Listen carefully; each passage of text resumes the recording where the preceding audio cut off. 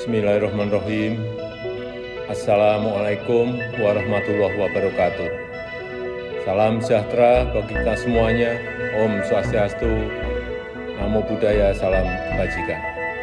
Bapak, Ibu, dan saudara-saudara sebangsa dan setanah air, penerapan PPKM darurat yang dimulai tanggal 3 Juli 2021 yang lalu adalah kebijakan yang tidak bisa kita hindari, yang harus diambil pemerintah meskipun itu sangat berat.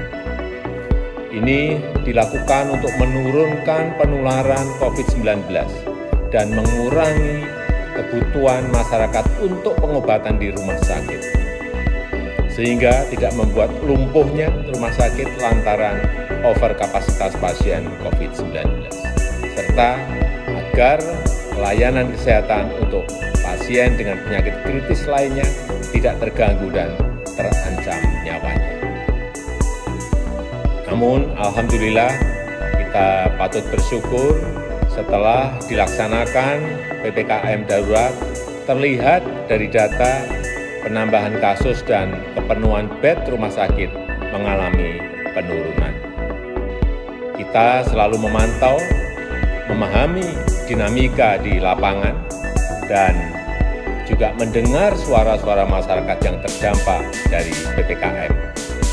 Karena itu, jika tren kasus terus mengalami penurunan, maka tanggal 26 Juli 2021 pemerintah akan melakukan pembukaan secara bertahap. Pasar tradisional yang menjual kebutuhan pokok sehari-hari diizinkan dibuka sampai pukul 20 dengan kapasitas pengunjung 50%. Pasar tradisional selain yang menjual kebutuhan pokok sehari-hari diizinkan dibuka sampai dengan pukul 15 dengan kapasitas maksimal 50%.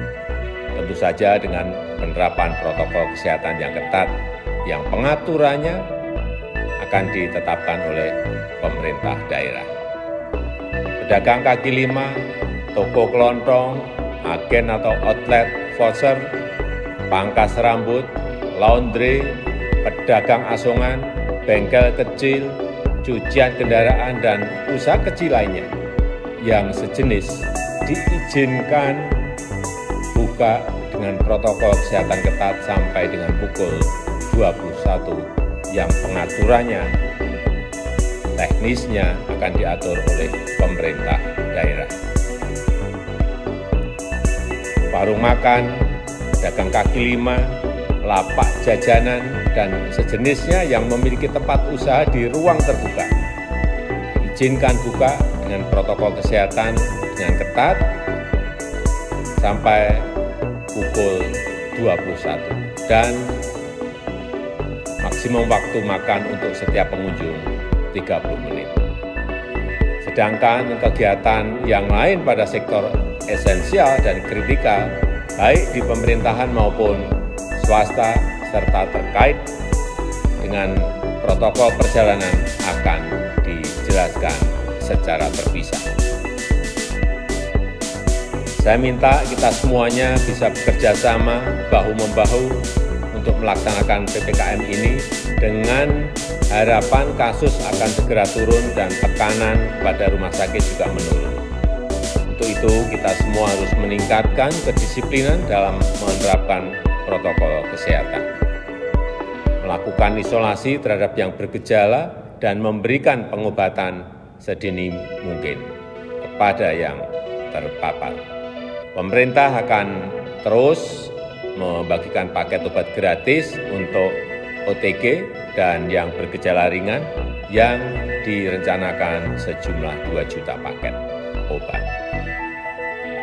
Lalu bagaimana bantuan untuk masyarakat yang terdampak?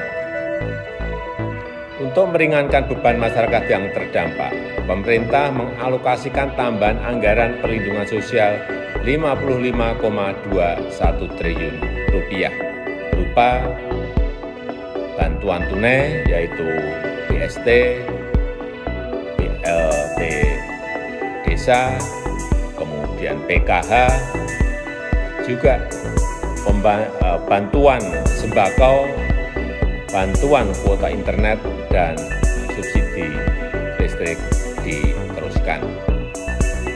Pemerintah juga memberikan insentif untuk usaha mikro informal sebesar 1,2 juta untuk sekitar 1 juta usaha mikro, dan saya sudah memerintahkan kepada para menteri terkait untuk segera menyalurkan bansos tersebut kepada warga masyarakat yang berhak.